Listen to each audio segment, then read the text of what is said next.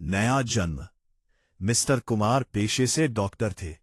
अच्छा खासा घर, बीबी, बच्चे, अच्छी खासी कमाई। कुल मिलाकर जिंदगी में बेहद खुश थे। उनके पास वो सब कुछ था जो एक सामान्य इंसान को खुश रहने के लिए चाहिए। शनिवार की रात थी। कुमार गहरी नींद में सो रहे थे। तभी उनको अपने हाथ पर कुछ गीला गीला सा महसूस हुआ और अचानक उनकी नींद टूट गई। अलसाकर आंख खोली तो आंखें खुली की खुली रह गई। कुछ पल के लिए धड़कन ने चलने से इनकार कर दिया। उन्होंने खुद को एक नदी के किनारे लेटा हुआ पाया। अभी रात के 10 बजे ही तो वो अपने बिस्तर पे ही तो लेटे थे, पर नींद खुली तो नदी और घना जंगल, अंधेरा और रोशनी के नाम पर आसमान में चमकता हुआ चांद।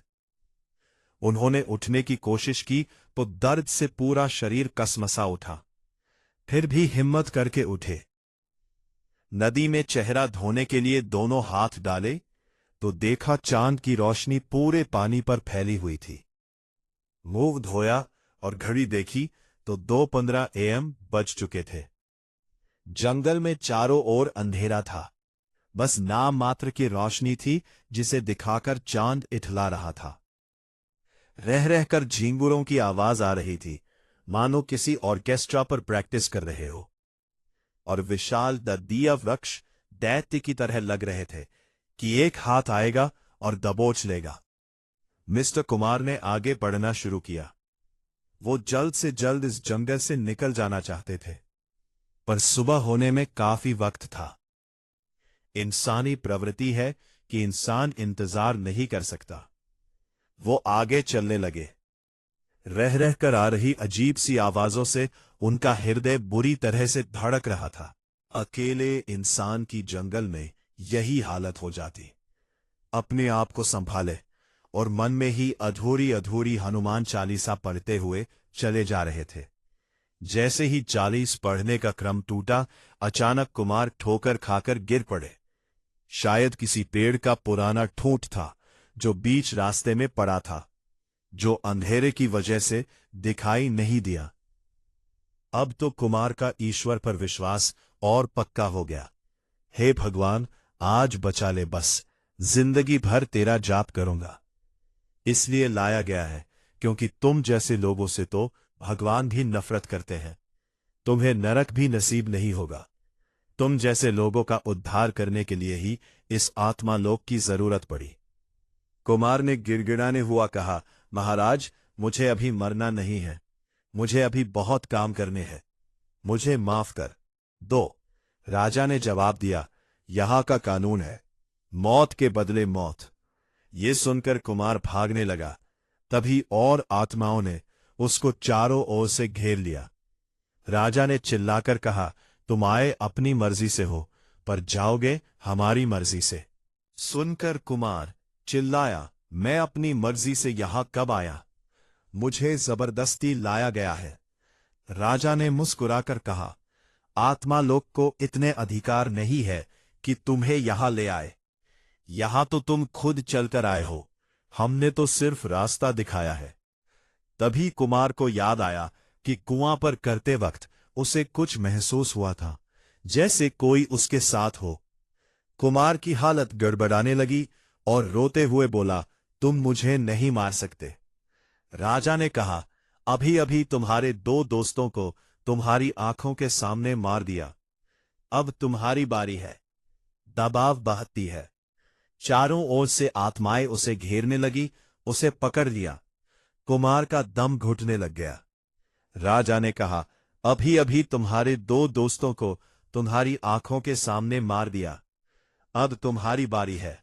पापा उठो बोलकर जगाकर बर्थडे विश दे रहे थे और सामने खड़ी पत्नी मुस्कुराकर हाथ में बुके लिए जन्मदिन की शुभकामनाएं दे रही थी।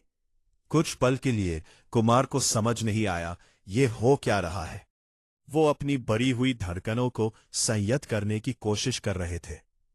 पसीने पसीने हुए कुमार को कुछ पल लगे समझने में कि वो जिंदा है, यानी वो अब तक सपना देख रहे थे। भावुक होकर उन्होंने बीबी बच्चों को गले लगा लिया। उनकी आंखों में आंसू छलक आए।